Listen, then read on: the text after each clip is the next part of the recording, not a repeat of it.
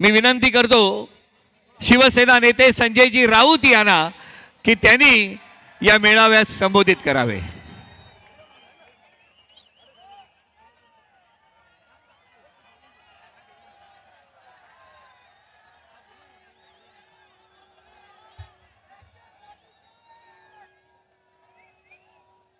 आदरणीय पक्षप्रमुख माननीय उद्धवजी ठाकरे,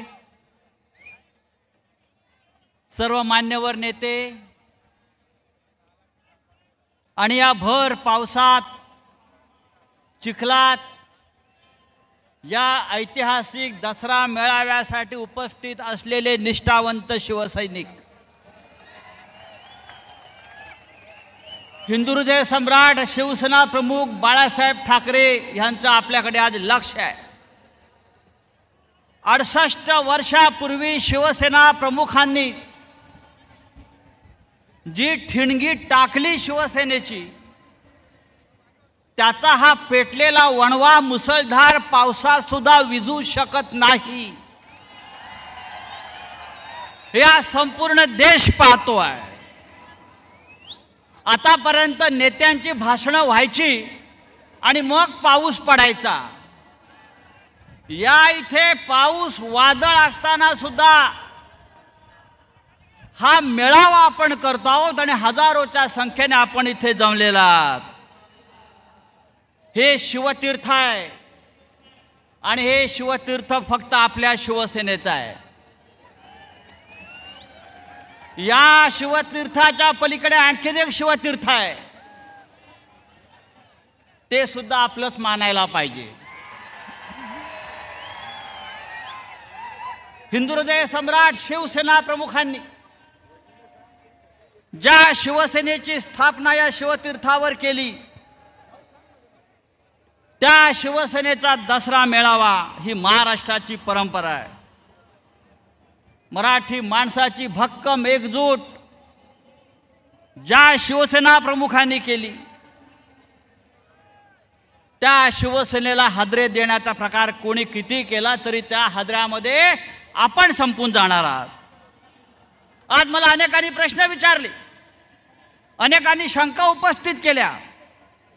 शिवतीर्थावर चिखल झालेला आहे, म्हणजे तुम्ही चिखलफेकच करणार? मी म्हटलं होय, गद्दारांवर चिखलफेकच करणार, त्यांची तीच लायकी आहे। संपूर्ण महाराष्ट्रामध्ये ओला दुष्काळ आहे, मराठवाडा संपूर्ण पाण्यात आणि चिखलात आहे। 8-8 दिवस शेतकरी चिखलात आहे।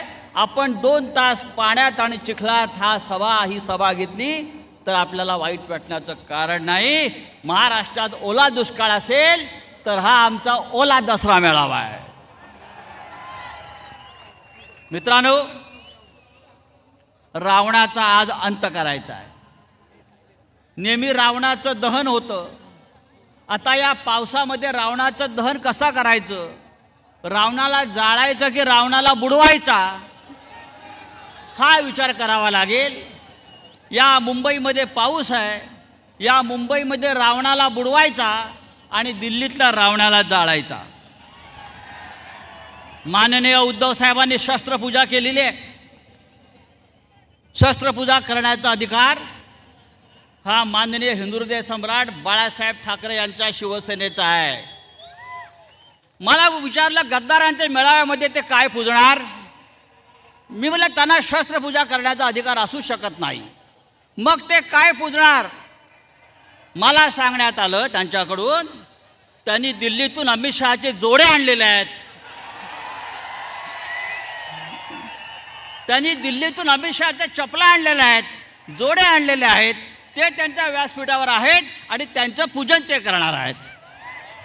आम्ही शस्त्रपूजा केली, आम्ही विचारांची पूजा करतो, हे अमित शहाच्या पादुकांची पूजा करतायत, जो तो आपल्या लायकीनुसार वागतो आणि जगतो। हा निष्ठावंतांचा मेळावा आहे आणि आमची निष्ठा कशी? हम छोटे छोटे फायदे के लिए जमीर का सौदा नहीं करते। हम छोटे छोटे फायदे के लिए जमीर का सौदा नहीं करते। हमारी खून की आखिरी बूंद उद्धव जी आपके दामन पर होगी, आपके दामन पर होगी. हे सरकार महाराष्ट्राचं आणि देशाचं सरकार हे होट चोरीतून आलेलं सरकार आहे. त्याच्यावरती उद्धवजी बोलतील. महाराष्ट्रामध्ये होट चोरी, लोकसभेला होट चोरी, शिवसेनेची चोरी, धनुष्यबाणाची चोरी, शरद पवारांच्या घड्याळाची चोरी. मला सांगितलं हे एवढे चोर आहेत, मुंबईतल्या चोर बाजाराचं नाव आता मोदी बाजार करा. बरोबर ना? मुंबईच्या चोर बाजाराचं नाव मोदी बाजार करा.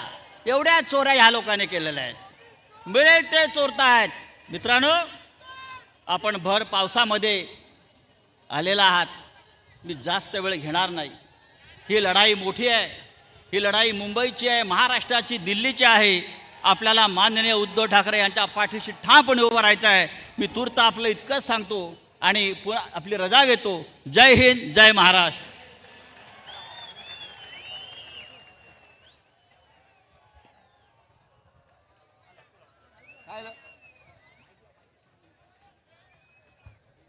धन्यवाद राऊत साहेब. शिवसैनिक सगळे पावसात आणि आपण बघितलं तर आपलं नेतृत्व आदरणीय उद्धव साहेब सुद्धा भर पावसात आपल्या सोबत. मी विनंती करतो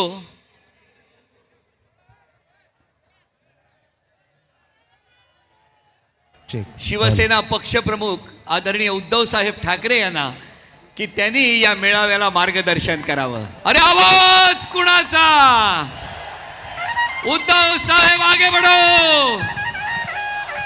वंदनीय हिंदुहृदय सम्राट शिवसेना प्रमुख बाळासाहेब ठाकरे यांचा. मी मुंबईकर, शिवशक्ती भीमाशक्ती एका तुटीचे प्रणेते, महाराष्ट्रातील